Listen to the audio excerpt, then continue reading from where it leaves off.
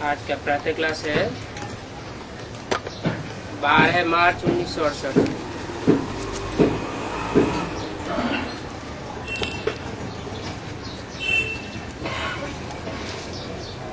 बेहद का बाप सभी बच्चों को समझाते हैं।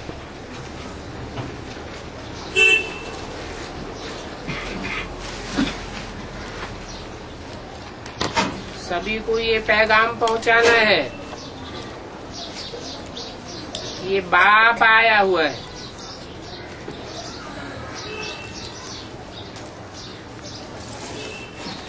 समझाने वाला कौन है?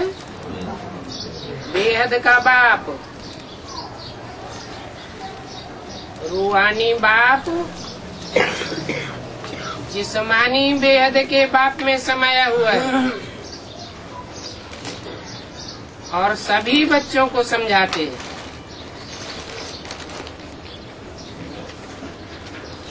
ये पैगाम तो सभी को पहचाना है, चाहे जिस्मानी बाप के बच्चे हो। बेहद के कितने बाप हैं? बेहद के 2 बाप हैं।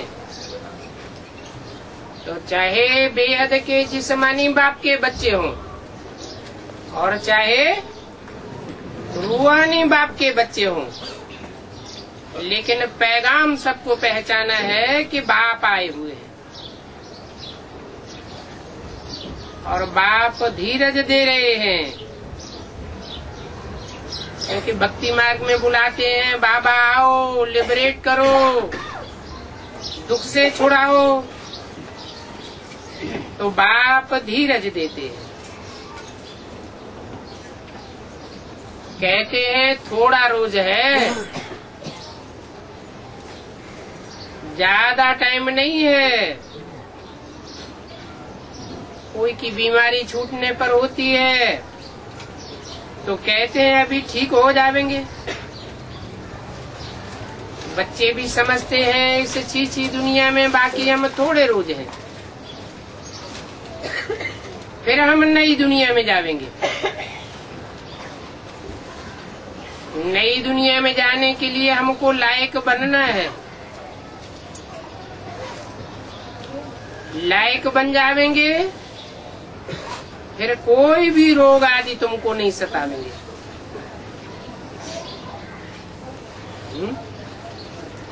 रोग आदि कब तक सताते हैं? जब तक नालायक है तब तक रोग आदि सताते हैं। तो बाप धैर्य देते हैं और कहते हैं और थोड़ी मेहनत करो,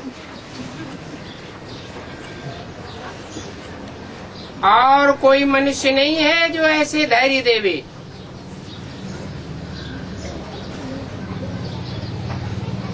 कहते हैं तुम सतो प्रधान थे, अभी तमो प्रधान हो गए हो।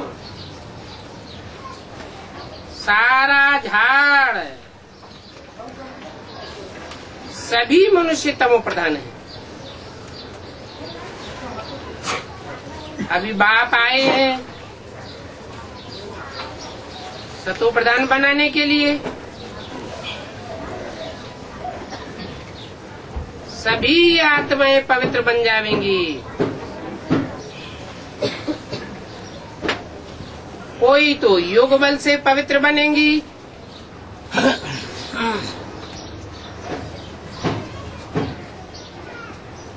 भोग बल से भी पवित्र बनती है, फिर कोई सजाएं खा करके भी पवित्र बनती हैं। सजाओं का भी बल है ना।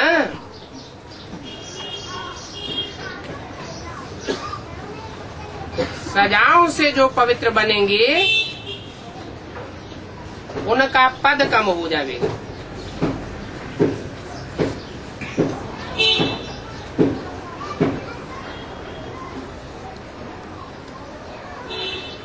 चोर डकैतों में सजा भोगने का बल ज्यादा होता है या सच्चे साहूकार में बल भोगने का ज्यादा होता है? सजाओं का बल। जो चोर चकार होते हैं उनमें सजाओं को भोगने का बल जास्ती होता है, परंतु उनका पद नीचा हो जाता है। तुम बच्चों को तो श्रीमत मिलती रहती है, कदम कदम पर श्रीमत मिलती रहती है, मिलती रहती है। हा? कदम कदम पर श्रीमत मिलती रहती है या कोई अड़चन आती है? मिलती रहती है, कोई अड़चन नहीं है। कोई कंप्लेंट तो नहीं करते हमको फोन नहीं मिलता, ईमेल का जवाब नहीं मिलता, चिट्ठी का जवाब नहीं आता है? कोई की कंप्लेंट नहीं है? बॉम्बे में कोई कंप्लेंट नहीं। बॉम्बे हर हर बम बम के बच्चे हैं।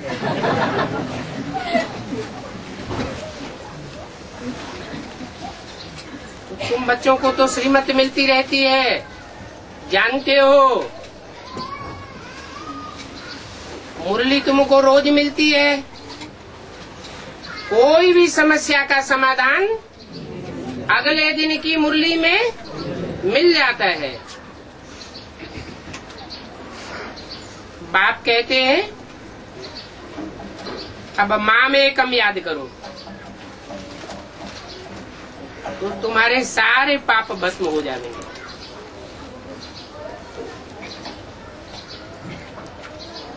एकम का क्या मतलब है?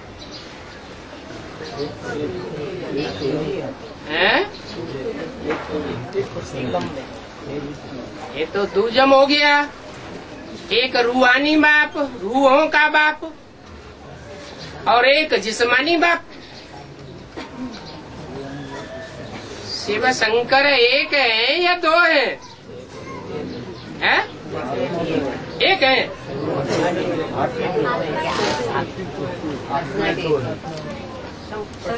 तो बोलते हैं माँ में कम याद करो। माँ माने मुझ, एकम माने एक को याद करो तो तुम्हारे पाप भस्म हो जाएंगे।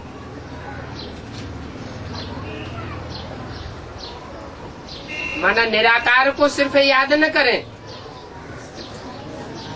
या एक निराकार को याद करें तो पाप भस्म नहीं होंगे। क्यों?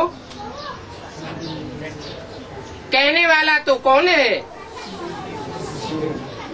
सुप्रीम सोल ही तो कहने वाला है, जिस्मानी बाप तो कहने वाला नहीं है। कहता तो है सुप्रीम सोल, लेकिन उसको तो अपने कोई पाप होते ही नहीं। वो तो ऐसे को याद करने के लिए कहते हैं जिसको याद करने से तुम वैसे ही बन जावेंगे। तो पाप करने वाला होगा और उसमें निष्पाप सदा शिव प्रवेश करता है। दोनों के कॉम्बिनेशन की प्रवृत्ति मार्ग की याद करेंगे तो तुम्हारे पाप भस्म हो जाएंगे। अकेले होने से पाप बनते हैं या प्रवृत्ति में रहने से पाप बनते हैं?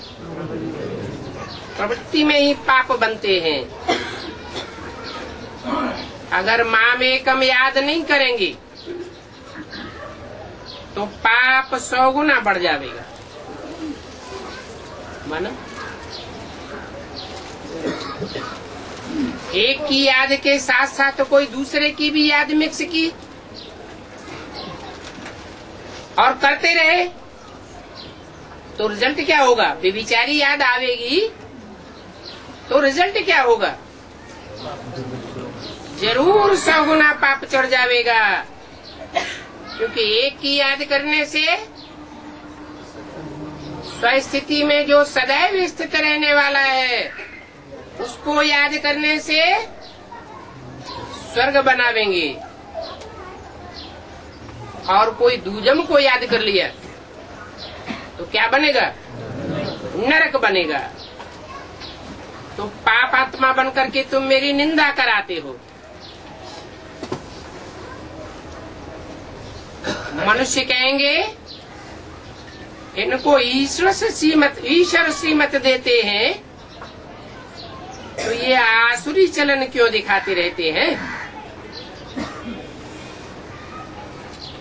विविचारी याद करेंगे तो मन के संकल्प कैसे बनेंगे? विविचारी बनेंगे। पहले मन में संकल्प आता है अच्छा या बुरा, बाद में वाचा में आता है और बाद में कर्मण में भी जरूर आ जाता है।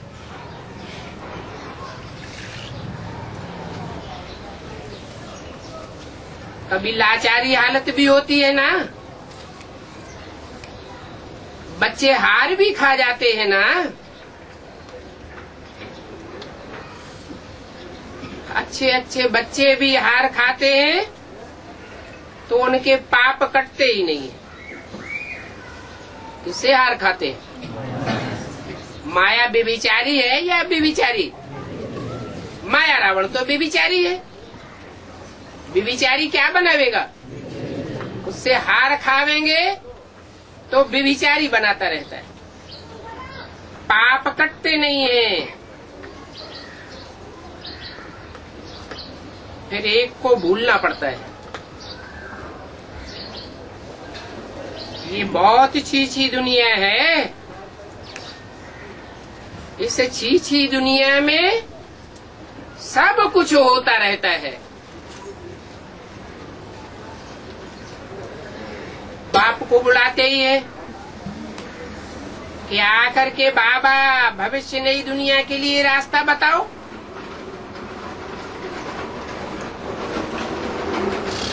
क्योंकि रास्ता बाप जानते तो है ना। उस तरफ है पुरानी दुनिया और इस तरफ है नई दुनिया।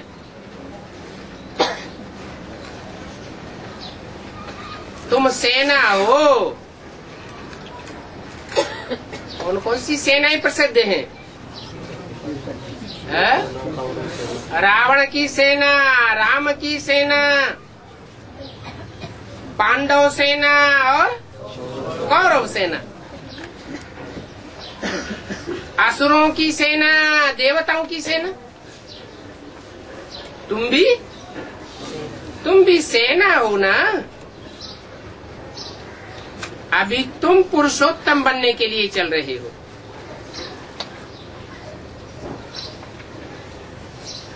असुरों की सेना ने लक्ष्य नहीं लिया हुआ है क्या बनने का? पुरुषोत्तम नारायण बनने का लक्ष्य नहीं लिया हुआ है। उनका ऊंचे से ऊंचा लक्ष्य कौन है? माया रावण ऊंचे से ऊंचा लक्ष्य है, उसको ही फॉलो करेंगे। या तो कौरवों की सेना के जो होंगे उनका ऊंचे से ऊंचा लक्ष्य कौन होगा? दुर्योधन, दुशासन, धृतराष्ट्र। और तुम्हारी सेना का एम ऑब्जेक्ट क्या है? नर से नारायण। तुम्हारा उस पुरानी दुनिया से लंगर ही उठ गया है। लंगर माना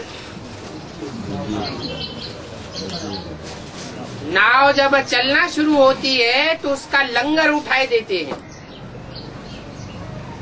एक किनारे से लंगर उठाए करके दूसरे किनारे पर ले जाते हैं। तो कहाँ से लंगर उठ गया है?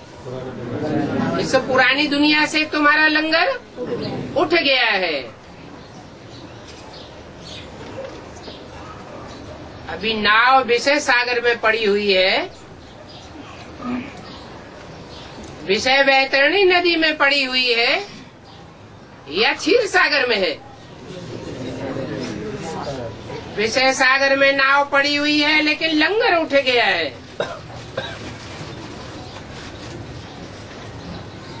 तो बाप ने कहा है तुम जहाँ जा रहे हो उस डेस्टिनेशन को ही याद करो। कौन सा डेस्टिनेशन है? अरे सागर में पड़ी हुई है नैया, पुरानी दुनिया से लंगर उठ गया है, विषय सागर से अब हम पार जाएंगे। डेस्टिनेशन माने पहुंचने का स्थान कौन सा है? क्षीर सागर। बाप ने कहा है मेरे को याद करने से तुम्हारे पाप कट जाएंगे।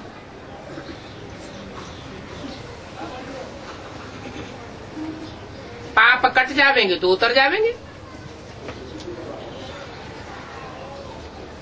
दो ही तरीके हैं पाप कटने के, या तो योग बल से या तो सजाओं से। परंतु हरेक आत्मा प्योर तो जरूर बननी है।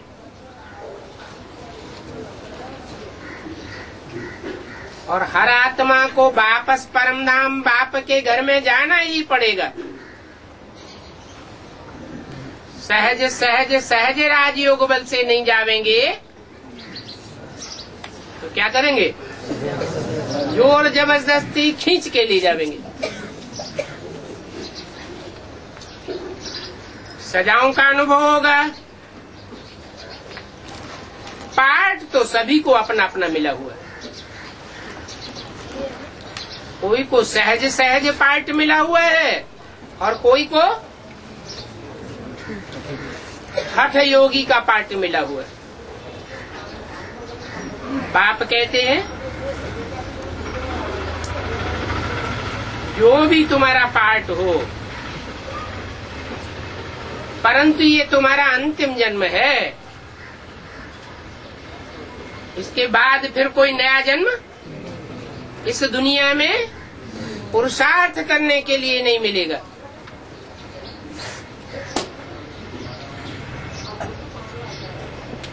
वो मनुष्य कहते हैं कलियुग अर्जुन अभी छोटा बच्चा है, गोया मनुष्य इससे भी जास्ती दुखी होने वाले हैं।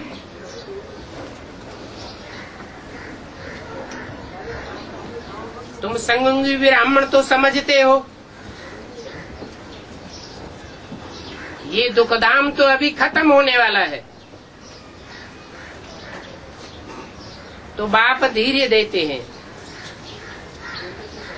कल पहले भी बाप ने कहा था अब मामेकम याद करो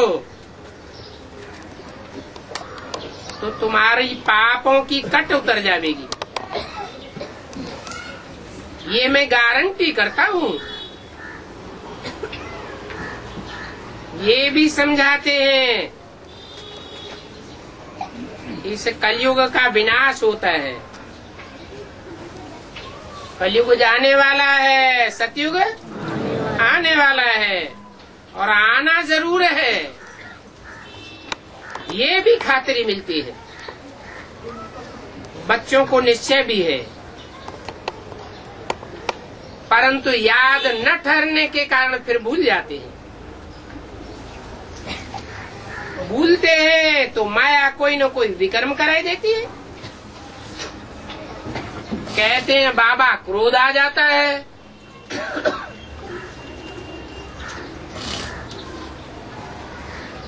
अब क्रोध को तो भूत कहा जाता है। ये 5 भूत बहुत दुख देते हैं।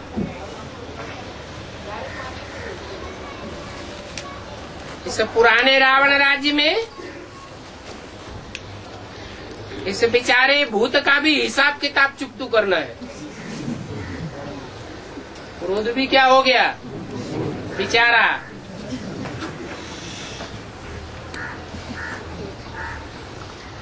जिनको आगे काम कब नहीं सताता था उनको भी काम विकारी मर्ज हो जाता है। कहते हैं बेसिक में हम बहुत अच्छे चलते थे और एडवांस में आने के बाद हमको पहला भूत बहुत सताने लगा।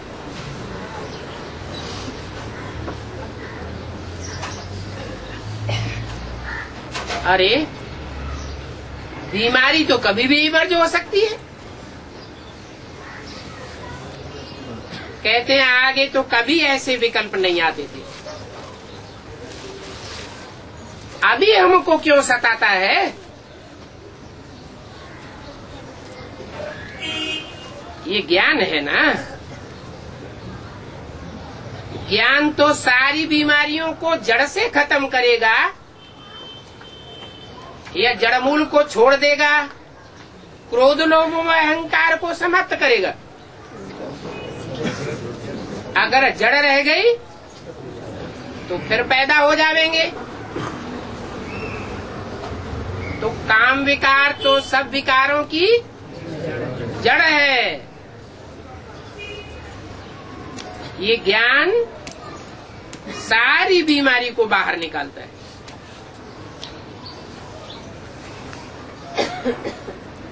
भक्ति सारी बीमारी को बाहर नहीं निकाल सकती।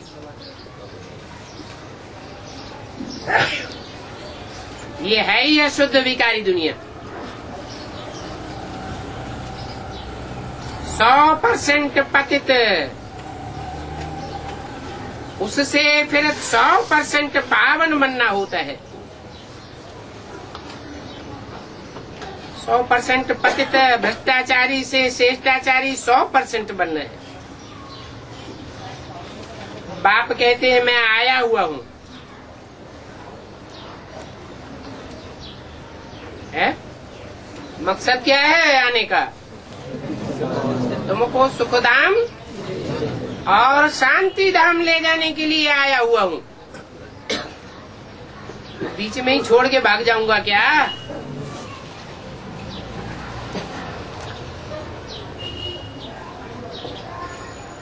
सिर्फ मुझे याद करो और सृष्टि चक्र को फिराओ और कोई विकर्म न करो। जो गुण इन देवताओं में है ऐसे गुण धारण करने हैं। बाबा कोई तकलीफ तो नहीं देते हैं। कोई कोई घरों में भी इविल सोल होती है तो आग लगाई देती है, पत्थर मारने लग पड़ते हैं, नुकसान कर देते हैं। अभी तो सभी मनुष्य इविल है ना। क्यों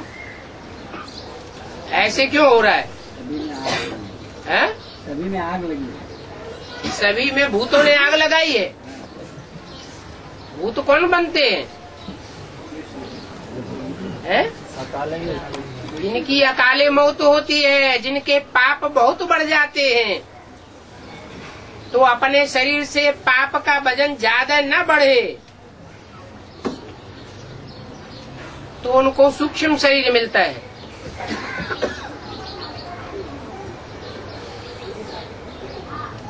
वो दूसरों में प्रवेश करते हैं। जिनके तन के द्वारा वो भूत प्रेत उल्टा पलटा काम कराते हैं, उनके ऊपर पाप का बोझा चढ़ता रहता है।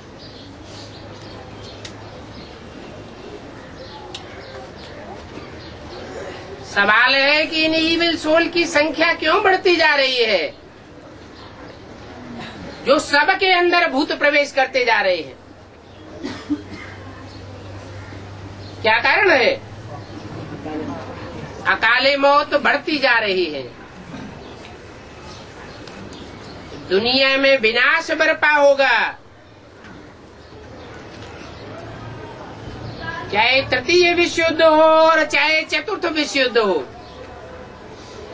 ढेर की ढेर अकाले मौत होंगी। तो ये आत्माएं कहाँ जाएंगी? है?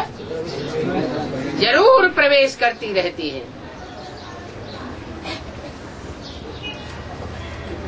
दुश्मनी होती है तो फिर स्थूल में भी कर्म भोग होता है। आत्मा एक को दुख देती है शरीर द्वारा।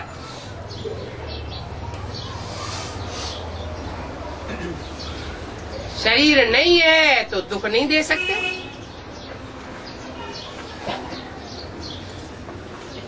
परंतु ईविल सोल शरीर नहीं है तो भी दुख देते हैं।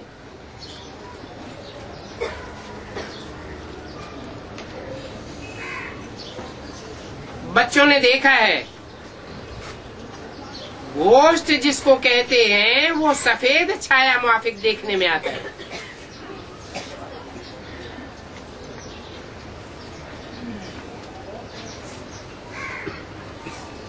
कहते हैं ये होता है वो होता है। बाप कहते हैं उनका कुछ ख्याल नहीं करना होता है। तुम जितना बाप को याद करेंगे उतना ये सब खत्म होता जाएगा।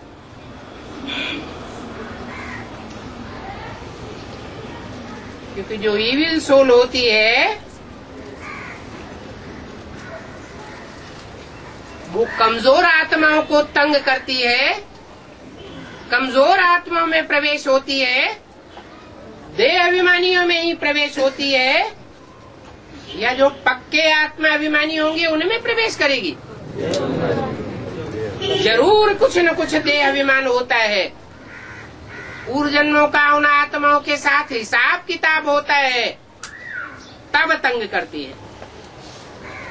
तो तुम जितना बीज रूप बाप को याद करते रहेंगे उतना ये सब खत्म हो जाएगा। ये भी हिसाब किताब है ना। घर में बच्चियां कहती हैं हम पवित्र रहना चाहते हैं। आत्मा की अंदर से आवाज तो आती है कि हम पवित्र रहना चाहते हैं।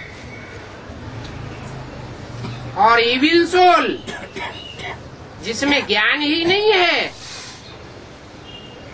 वो अपवित्र काम करवाती है,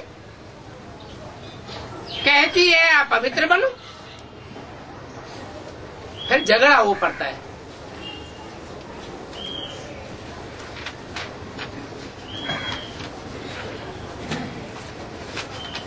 कितना हंगामा हो जाता है। अभी तुम तो पवित्र आत्मा बन रहे हो, क्या बना? जो आत्मिक स्थिति में स्थित होने वाले पूरे पक्के 84 जन्म लेने वाले बच्चे हैं, सूर्यवंशी हैं, उनमें और धर्म की आत्माएं प्रवेश नहीं कर सकती। चंद्रवंशी ही प्रवेश करेंगे,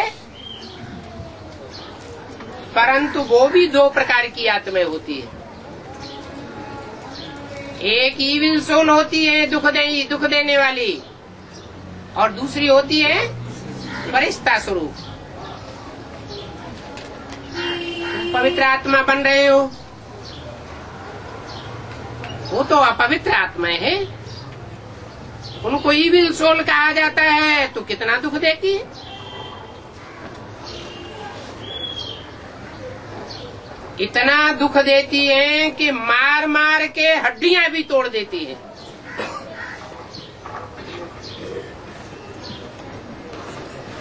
है तो आत्मा ना। उनको ईविल सोल कहा जाता है, तमो प्रधान है ना।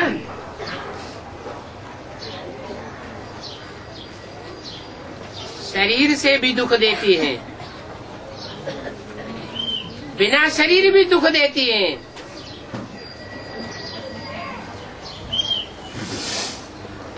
ये ज्ञान तो तुम्हारी बुद्धि में सहज है।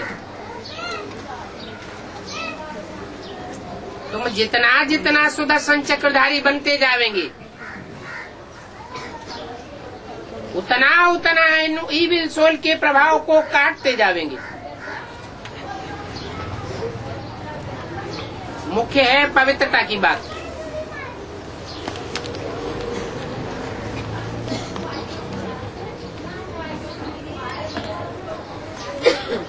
कन्याओं माताओं में भी जिन दिनों पवित्र दिनचर्या होती है उन दिनों उनका प्रभाव नहीं होता है। जब शरीर अस्वस्थ होता है,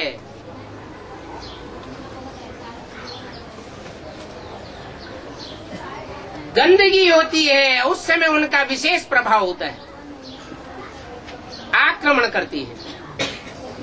गंदी सोल है ना,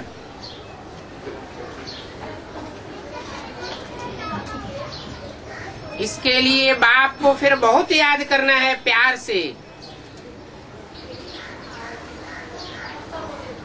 अपन को आत्मा समझ बाप को याद करो। रावण को ईविल कहेंगे। इस समय ये दुनिया ही ईविल है।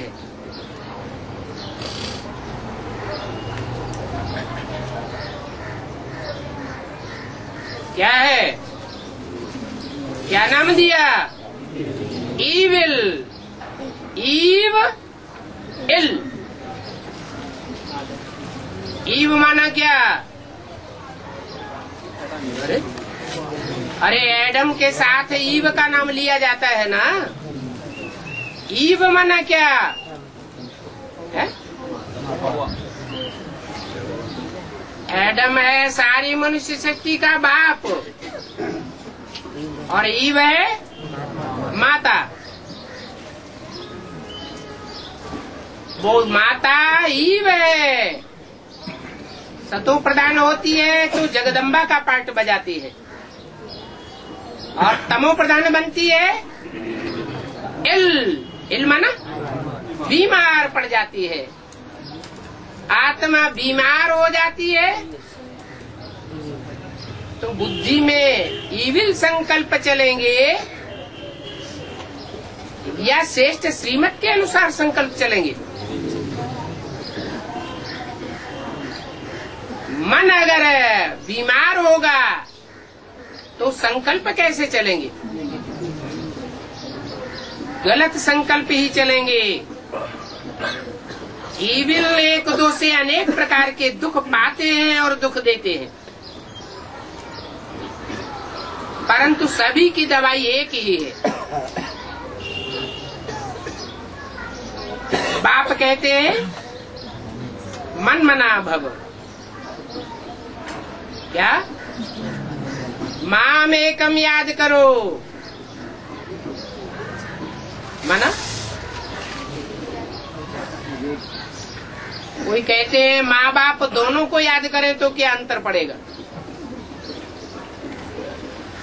माँ बाप तो एक ही है ना। अरे आत्माएं दो हैं कि एक है? एक ही आत्मा है माँ बाप की। आत्माएं तो दो है। पुरुषार्थ भी एक प्रकार का होगा या दो प्रकार का होगा? पुरुषार्थ भी दो प्रकार का हो जाता है। ईविल आत्मा अनेक प्रकार के दुख उठाती है तो दुख देती भी है और ईविल पतित को कहा जाता है। क्या? पावन देवताओं को ईविल नहीं कहेंगे। पतित आत्मा में भी 5 विकार अनेक प्रकार के होते हैं। कोई में विकार की आदत, कोई में गुस्से की आदत, कोई में तंग करने की आदत और कोई में यूं ही नुकसान करने की आदत होती है। विकार की आदत होती है तो सताते हैं। विकार न मिलने से क्रोध में आकर के मारते भी हैं।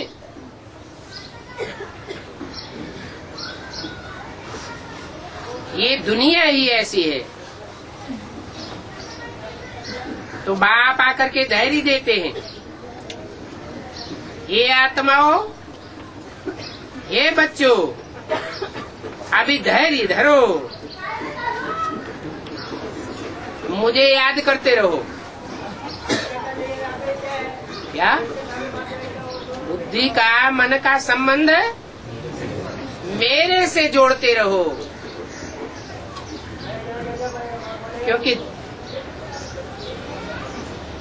विचारी दुनिया में डूबने की गलती किसने की है?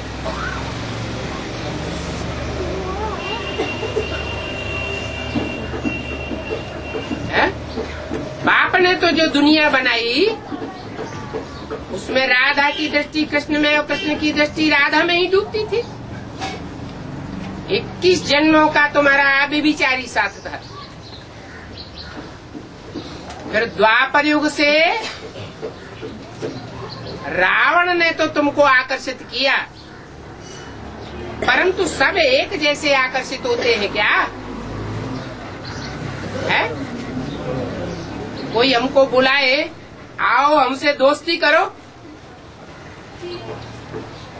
तो जिसको बुलाया जाए उसकी स्वेच्छा की बात है, या जबरियन कोई खींच लेगा? स्वेच्छा की बात है। ये गलती तुम्हारी है जो तुम बाप को छोड़ करके अनेकों को याद किए। अभी एक बाप को याद करो, मुझे याद करते रहो और दैवी गुण धारण करते रहो। ऐसे भी नहीं कहते हैं कि तुम अपना धंधा आदि मत करो या रिश्वत न लो। है?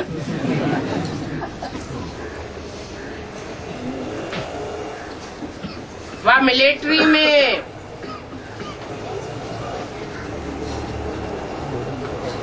किसी को मारो नहीं, पुलिस में हो तो किसी को मारो नहीं। मिलिट्री वालों को मारना तो पड़ता है ना, तो उनको भी कहा जाता है कि शिव बाबा को याद करके गोली चलाओ। तुम्हारी तो है रूहानी मिलिट्री, कोई जिस्मानी मिलिट्री नहीं है।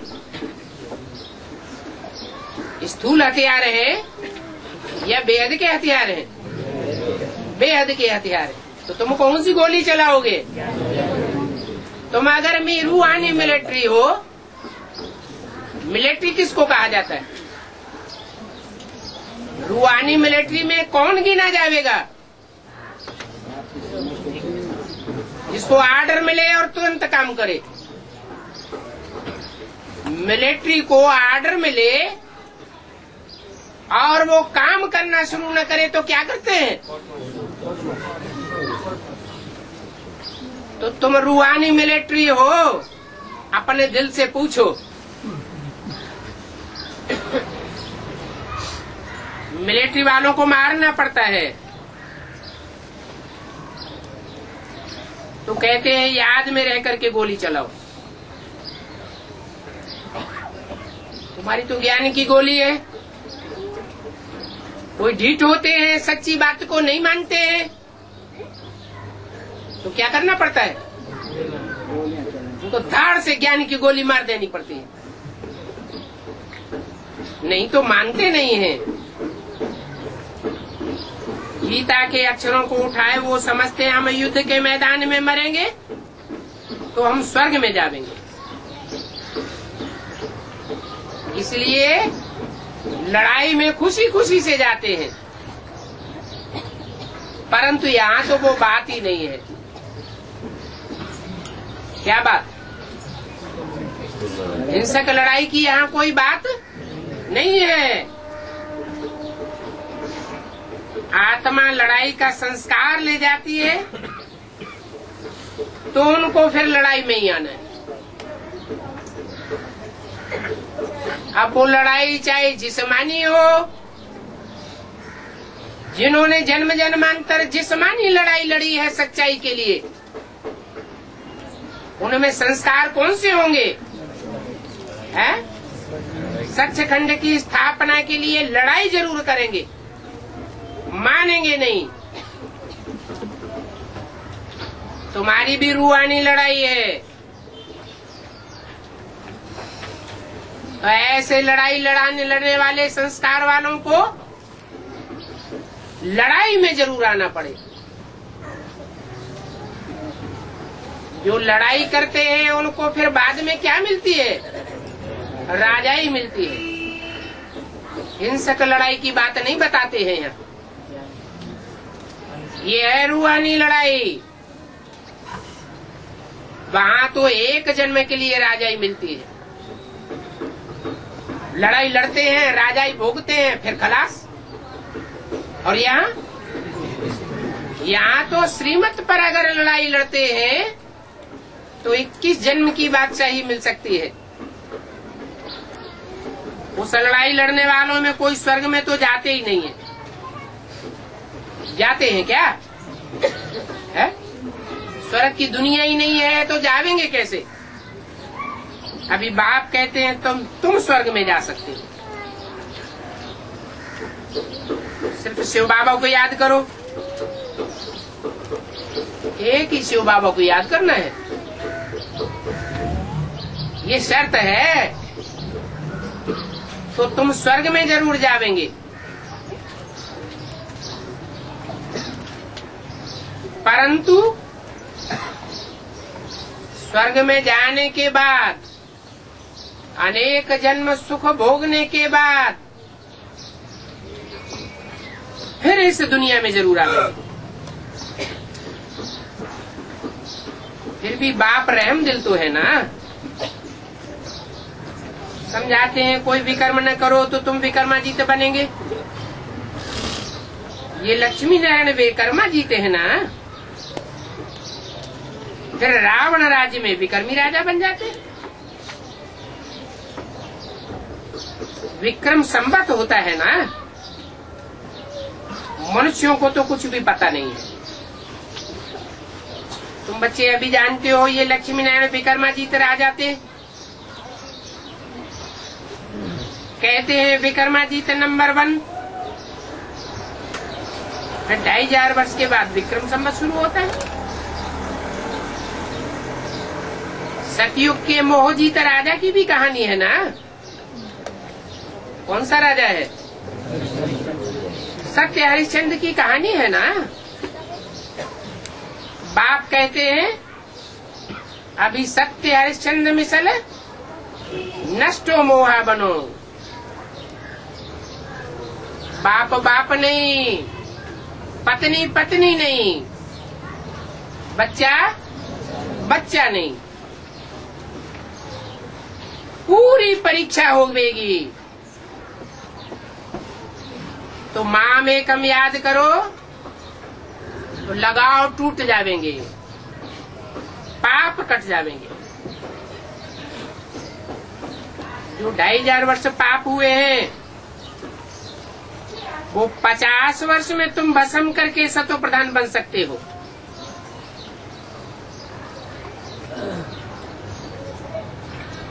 अगर योग बल नहीं होगा तो फिर नंबर पीछे हो जाएगा। माला तो बहुत बड़ी है ना। भारत की माला तो साफ है। जिस माला के ऊपर सारा ही खेल बना हुआ है। परंतु इस खेल में है मुख्य है याद की बात, और कोई तकलीफ नहीं है। भक्ति मार्ग में तो अनेकों देवताओं के साथ बुद्धि योग लगाते हैं, परंतु वो देवताएं तो सब रचना है। कोई भी रचयिता बाप नहीं है। इस सारी मनुष्य सृष्टि का रचयिता बाप तो एक ही है। रूहानी बाप है या जिस्मानी बाप है? वो रूहों का बाप है या मनुष्य सृष्टि का बाप है? सारी मनुष्य सृष्टि का रचयिता एक ही बाप है, और वो मनुष्यों का बाप है, परंतु उसकी पहचान भी तब होती है जब मैं प्रवेश करता हूँ।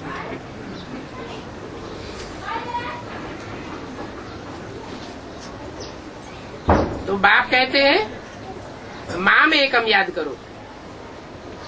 जैसे भक्ति मार्ग में पहले तुम सिर्फ मेरी भक्ति करते थे, अभी पिछाड़ी में तुम मुझे याद करो। क्या भक्ति मार्ग के आदि में भी तुम किसको याद करते थे?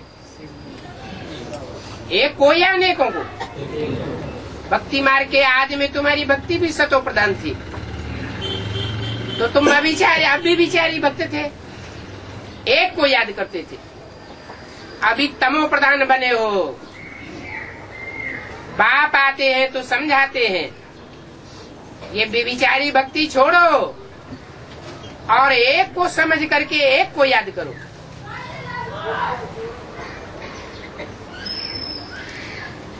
तो तुम जो आदि में सो अंत की स्टेज में पहुंच जावेंगे, माने द्वापर के आदि की स्टेज में पहुंच जावेंगे। उल्टी सीढ़ी चढ़ते हो ना, तो द्वापर से ऊपर चढ़ेंगे तो कहाँ पहुंचेंगे? त्रेता और सतयुग की सीढ़ियों में पहुंच जावेंगे, सतो प्रधान बन जावेंगे। तो बाप कितना क्लियर करके समझाते हैं। आगे थोड़े ही तुम इन बातों को जानते थे, अभी तुमको सारा ज्ञान मिला है। बाप कहते हैं अभी और संग तोड़ एक संग जोड़। माम एकम याद करो तो अग्नि से, योग अग्नि से तुम्हारे विकर्म भस्म हो जाएंगे। क्योंकि 63 जन्मों में राजा बन करके पाप तो बहुत करते आए हो। क्या प्रजा ज्यादा पाप करती है या राजाएं ज्यादा पाप करते हैं? छोटे आदमी के छोटे पाप और बड़े आदमी के बड़े पाप, बहुत पाप करते आए हो। काम कटारी भी चलाते रहे तो कितना दुख देते आए हो। मूल बात है ही काम कटारी की, परंतु ये भी ड्रामा बना हुआ है। ऐसे भी नहीं कहेंगे ये ड्रामा बना ही क्यों। इससे तो ये ड्रामा न बना होता तो अच्छा था। अरे ये तो अनादि रचा रचाया खेल है, इसमें ये प्रश्न नहीं हो सकता। और इस खेल में तुम्हारा अकेले का पार्ट थोड़े ही है कि सिर्फ जन्म मरण के चक्र में आने वाली आत्माओं का ही पार्ट है। इसमें मेरा भी पार्ट है, मैं भी ड्रामा के बंधन में बांधा हुआ हूँ। तो ये ड्रामा कब बना, कब पूरा होगा, क्यों बना, इन प्रश्नों का सवाल ही पैदा नहीं होता। आत्मा की जो प्लेट है वो अविनाशी प्लेट है, ये कब घिसती नहीं है। इसमें पार्ट अविनाशी भरा हुआ है और ड्रामा भी अविनाशी कहा जाता है। हाँ, तुम बच्चे पुनर्जन्म में आते हो और मैं पुनर्जन्म में नहीं आता हूँ। तो जो पुनर्जन्म में नहीं आते हैं वो ही आकर के सारा राज बताते हैं। सृष्टि के आदि मध्य अंत का राज और कोई बता ही नहीं सकता। न बाप का ऑक्यूपेशन कोई बता सकता है, न आत्मा का ऑक्यूपेशन कोई बता सकता है। कुछ भी नहीं जानते। ये सृष्टि का चक्र तो फिरता ही रहता है। अभी पुरुषोत्तम संगम युग है, जब सभी मनुष्य मात्र उत्तम पुरुष बन जाते हैं।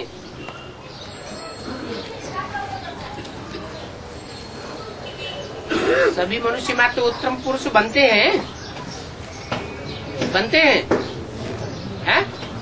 नहीं बनते। हर आत्मा सतो प्रधान नहीं बनती है? अरे अपने ग्रुप में तो पुरुषोत्तम बनते हैं। तो जब आत्माएं पुरुषोत्तम बन जाती हैं तो शांति धाम में सभी आत्माएं पवित्र उत्तम बन करके जाती है। वो शांति धाम है पावन धाम। नई दुनिया में भी पवित्र है, वहाँ शांति तो है ही है, फिर शरीर मिलने से पार्ट बजाते हैं। ओम शांति।